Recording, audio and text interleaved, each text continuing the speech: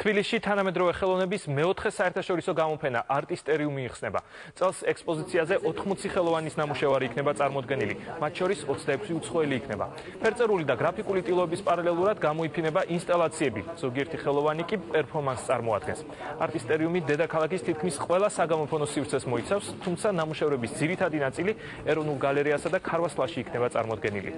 Ჩვენ საფოსტო ყოველ წელს უწყობდა და წელსაც ხადია უწყობს ამ გამოფენას ხელს, მაგრამ აღსანიშნავია, რომ დიდი მხარდაჭერა აქვს ამ გამოფენას თითქმის ყველა საბჭოდან, მათ შორის ამერიკის საბჭოს, ბრიტანეთის საბჭოს, გოეთეს ინსტიტუტის და მთელი რიგი საერთაშორისო ორგანიზაციების. ჩვენ წელს გვინდოდა უფრო პატარა მასშტაბის გამოკეთება და გამოვიდა უფრო რაღაცა ესეთი დიდი.